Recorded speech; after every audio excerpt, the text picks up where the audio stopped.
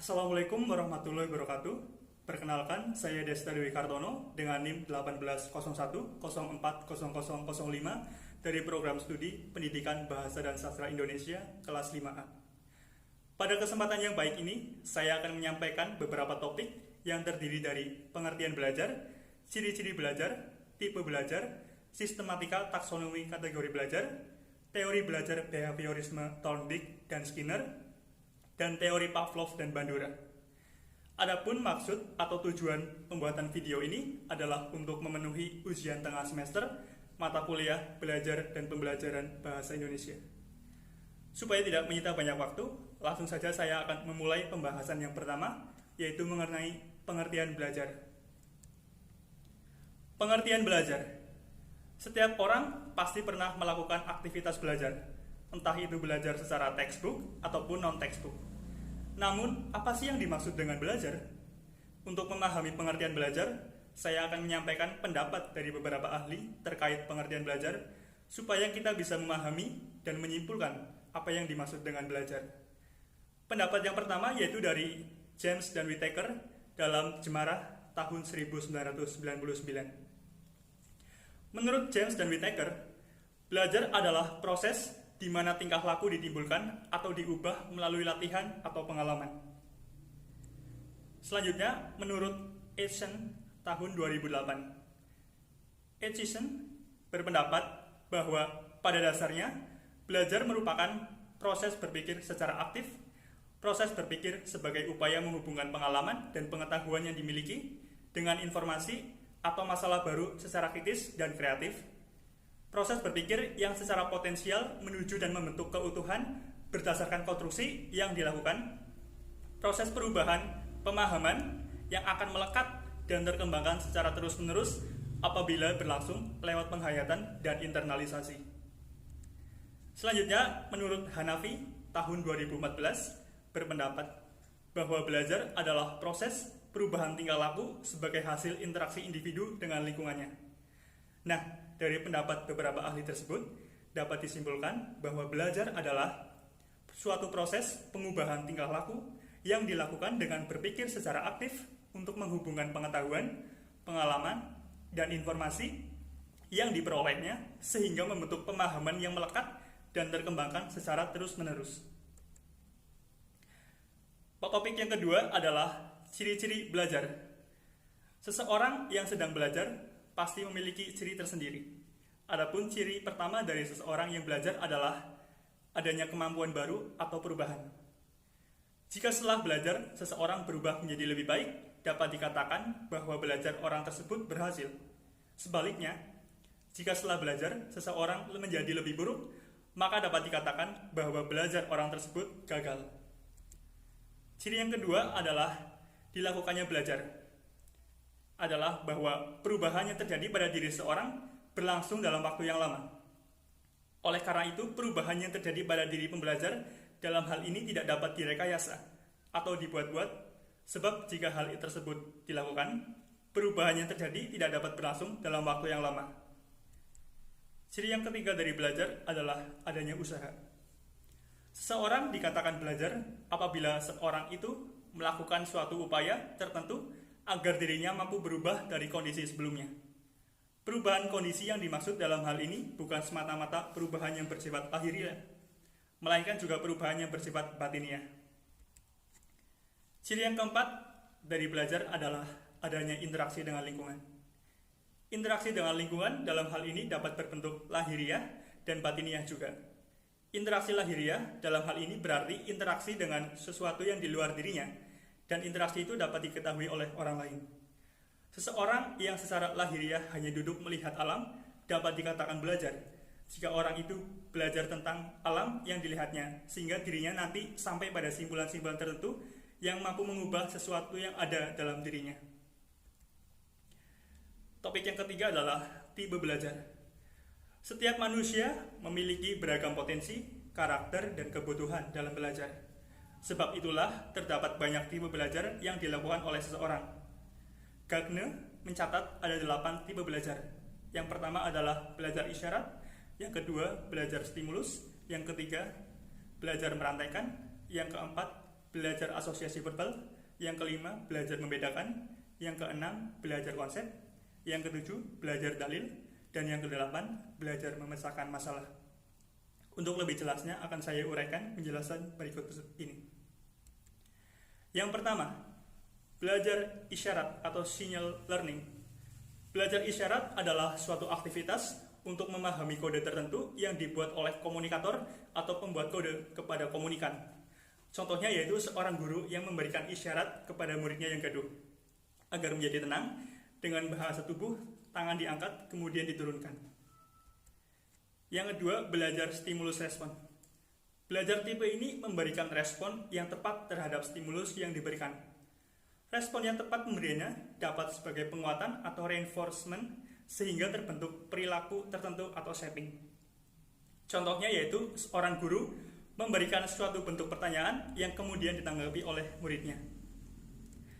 Yang ketiga, belajar merantaikan atau chaining. Tipe ini merupakan belajar dengan membuat gerakan-gerakan motorik sehingga akhirnya membentuk rangkaian gerak dalam urutan tertentu. Contohnya yaitu pengajaran tari atau senam yang dari awal membutuhkan proses-proses dan tahapan untuk mencapai tujuannya. Yang keempat, belajar asosiasi verbal atau verbal association. Tipe ini merupakan belajar menghubungkan suatu kata dengan suatu objek yang berupa benda, orang, atau kejadian, dan merangkaikan sejumlah kata dalam urutan yang tepat. Contohnya yaitu membuat langkah kerja dari suatu praktek dengan bantuan alat atau objek tertentu. Yang kelima, belajar membedakan atau discrimination. Tipe belajar ini memberikan reaksi yang berbeda-beda pada stimulus yang mempunyai kesamaan. Contohnya yaitu seorang guru memberikan sebuah bentuk pertanyaan yang mempunyai banyak versi jawaban, tetapi masih dalam satu bagian dalam jawaban yang benar. Yang keenam, belajar konsep atau concept learning. Belajar mengklasifikasikan stimulus atau menempatkan objek-objek dalam kelompok tertentu yang membentuk suatu konsep. Yang dimaksud konsep dalam hal ini adalah satuan arti yang mewakili kesamaan ciri. Contohnya yaitu memahami sebuah prosedur praktek uji bahan sebelum melaksanakan praktek. Yang ketujuh, belajar dalil atau rule learning. Tipe ini merupakan tipe belajar untuk menghasilkan aturan atau kaidah yang terdiri dari penggabungan beberapa konsep. Contohnya yaitu seorang guru memberikan hukuman kepada siswa yang tidak mengerjakan tugas yang merupakan kewajiban siswa. Dalam hal ini, hukuman yang diberikan tersebut supaya siswa tidak mengulangi kesalahannya lagi. Yang kedelapan, belajar memecahkan masalah atau problem solving. Tipe ini merupakan tipe belajar yang menggabungkan beberapa kaidah untuk memecahkan masalah, sehingga terbentuk kaidah yang lebih tinggi. Contohnya yaitu seorang guru memberikan kasus atau permasalahan kepada siswa-siswanya untuk memancing otak mereka mencari jawaban atau penyelesaian dari masalah tersebut. Selanjutnya, topik yang keempat adalah sistematika taksonomi kategori belajar. Menurut Bloom, ada 3 domain belajar, yaitu cognitive domain, affective domain, dan psychomotor domain. Yang pertama, cognitive domain adalah kawasan yang berkaitan dengan aspek-aspek intelektual atau secara logis yang bisa diukur dengan pikiran atau nalar. Yang kedua, affective domain adalah kawasan yang berkaitan dengan aspek-aspek emosional seperti perasaan, minat, sikap, dan kepatuhan terhadap moral. Yang ketiga, psychomotor domain adalah kawasan yang berkaitan dengan aspek-aspek keterampilan yang melibatkan fungsi sistem syaraf, otot, dan fungsi psikis. Nah, selanjutnya, UNESCO juga telah mengeluarkan kategori jenis belajar yang dikenal sebagai 4 pilar dalam kegiatan belajar, yaitu meliputi learning to know, learning to do, learning to live together, dan learning to be. Learning to know berarti belajar untuk mengetahui. Learning to do adalah belajar untuk berkarya. Learning to live together adalah belajar untuk hidup bersama. Learning to be adalah belajar untuk berkembang utuh. Nah, itu merupakan penjelasan kategori belajar menurut UNESCO. Selanjutnya yang kelima, teori belajar behaviorisme Thorndike dan Skinner. Teori belajar behavioristik merupakan teori belajar yang lebih mengutamakan pada perubahan tingkah laku siswa sebagai akibat adanya stimulus dan respon. Ciri utama teori belajar behavioristik adalah sikap otoriter guru yang sebagai agen indoktrinasi dan propaganda dan sebagai pengendali masukan perilaku. Hal ini karena teori belajar behavioristik menganggap manusia itu bersifat pasif dan segala sesuatunya tergantung pada stimulus yang didapatkan. Teori Thorndike. Menurut koneksionisme yang dipelopori oleh Thorndike, memandang bahwa yang menjadi dasar terjadinya belajar adalah adanya asosiasi antara kesan panca indera dengan dorongan yang muncul untuk bertindak. Ini artinya teori behaviorisme yang lebih dikenal dengan nama contemporary behaviorist memandang bahwa belajar akan terjadi pada diri anak jika anak mempunyai ketertarikan terhadap masalah yang dihadapi. Siswa dalam konteks ini dihadapkan pada sikap untuk dapat memilih respon yang tepat dari berbagai respon yang mungkin bisa dilakukan. Menurut Thorndike, belajar akan berlangsung pada diri siswa jika siswa berada dalam 3 macam hukum belajar, yaitu yang pertama the law of readiness atau hukum kesiapan belajar, yang kedua the law of exercise atau hukum pelatihan, yang ketiga the law of effect atau hukum pengaruh. Teori Skinner. Menurut Skinner, hampir semua perilaku manusia diidentifikasi jatuh ke dalam 2 kategori, yaitu perilaku responden dan perilaku operan. Perilaku responden adalah perilaku tanpa sengaja atau refleks sebagai hasil dari rangsangan lingkungan khusus. Perilaku responden dapat terjadi jika stimulus diterapkan pada organisme. Stimulus dari binatang kecil yang mengganggu mata akan menyebabkan mata kita berkedip. Suatu peristiwa memalukan dapat menyebabkan muka seseorang jadi merah. Flash cahaya terang akan mengakibatkan mata kita otomatis berkedip. Itu semua merupakan contoh perilaku responden. Perilaku operan adalah perilaku yang tidak otomatis, dapat diprediksi, dan mudah diidentifikasi oleh rangsangan. Skinner percaya bahwa perilaku tertentu dapat terjadi jika disebabkan oleh rangsangan tertentu.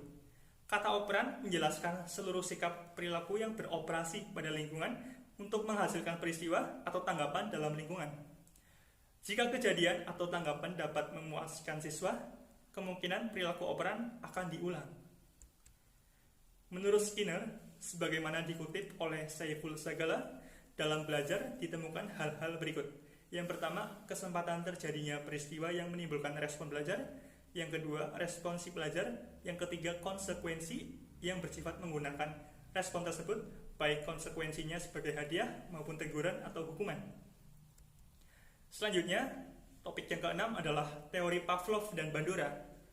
Ivan Petrovich Pavlov adalah seorang behavioristik terkenal dengan teori pengkondisian asosiatif stimulus respon.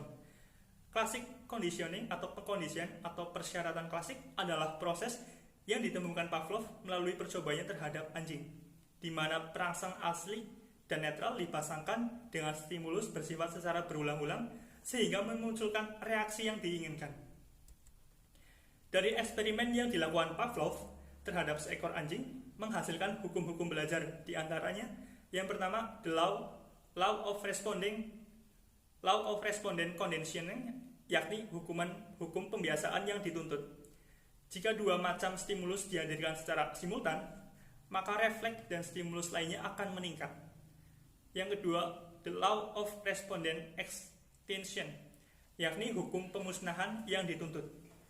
Jika refleks yang sudah diperkuat melalui respondent conditioning itu didatangkan kembali tanpa kehadiran reinforcement, maka kekuatan akan menurun. Selanjutnya, teori Bandura. Pemodelan merupakan konsep dasar teori belajar sosial yang dikembangkan oleh Albert Bandura. Menurut Bandura, sebagian besar manusia belajar melalui pengamatan secara selektif dan mengingat tingkah laku orang lain. Seseorang belajar menurut teori ini dilakukan dengan mengamati tingkah laku orang lain atau model. Hasil pengamatan itu kemudian dimantapkan dengan cara menghubungkan pengalaman baru dengan pengalaman sebelumnya atau mengulang-ulang kembali. Dengan jalan ini memberikan kesempatan kepada orang tersebut untuk mengekspresikan tingkah laku yang dipelajarinya. Dalam proses pembelajaran, menurut teori sosial Albert Bandura, seorang guru harus dapat menghadirkan model yang baik. Model yang baik harus dapat mempunyai pengaruh yang kuat terhadap pembelajar, sehingga dapat memberi perhatian kepada si pembelajar. Model di sini tidak harus dari guru, namun tergantung apa yang akan diajarkan. Teori sosial belajar ini cocok untuk mengajarkan materi yang berupa aspek psikomotor dan afektif, karena pembelajar langsung dapat memperhatikan, mengingat dan meniru dari model yang dihadirkan. Ya, demikian yang dapat saya sampaikan. Kurang lebihnya mohon maaf. Semoga bermanfaat. Terima kasih. Wassalamualaikum warahmatullahi wabarakatuh.